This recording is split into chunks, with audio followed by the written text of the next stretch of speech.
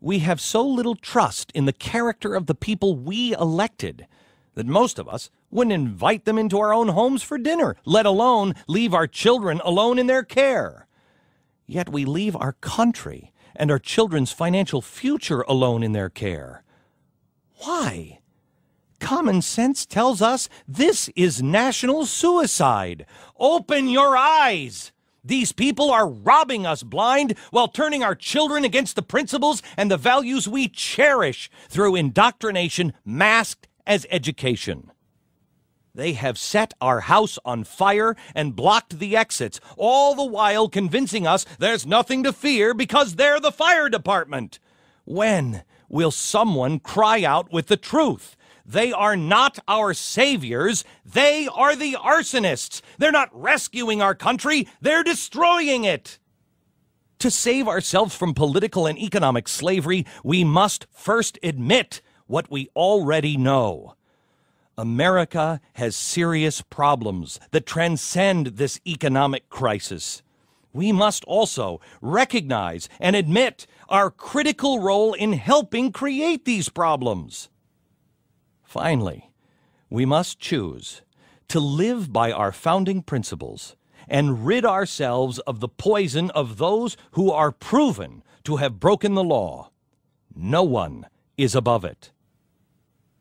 In 1776, common sense woke up Americans to the fact that an oppressive English government was out of step with the laws of nature. Paine asked simple questions and encouraged his fellow citizens to look at America's problems and its future with fresh eyes and a healthy dose of simple logic.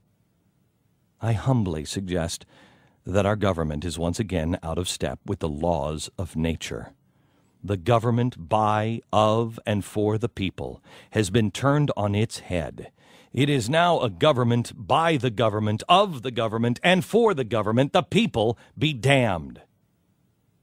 It is clear that the so-called political experts in Washington, the business experts on Wall Street, and the self-anointed experts of education and society have gotten it wrong for a very long time.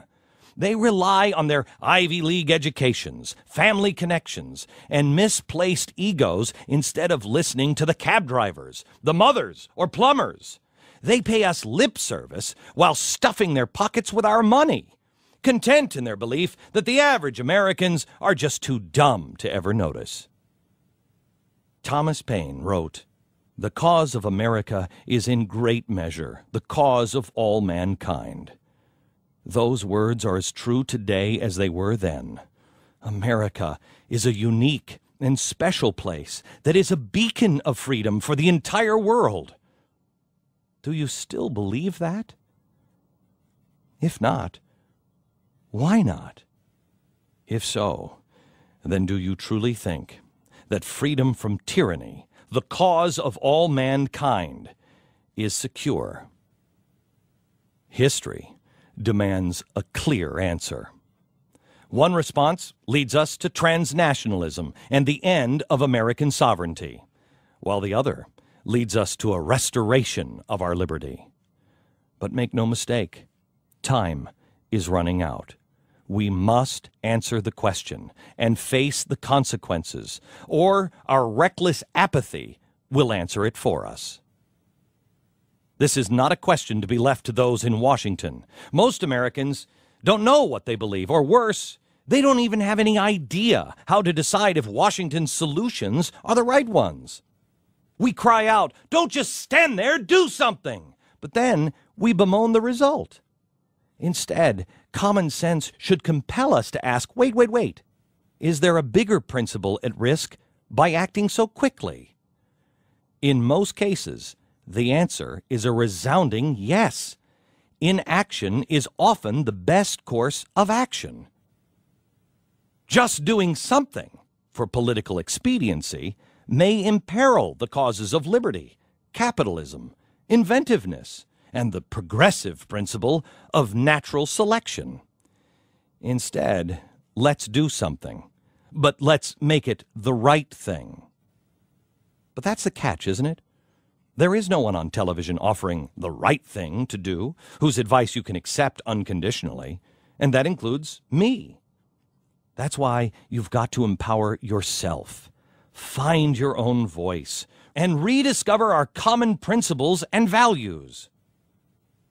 If you're like me, you've screwed up many things in your life. But all of that is a prologue to this moment. Those experiences give us wisdom, humility, and a deep sense of the one emotion that many people try so hard to avoid: failure.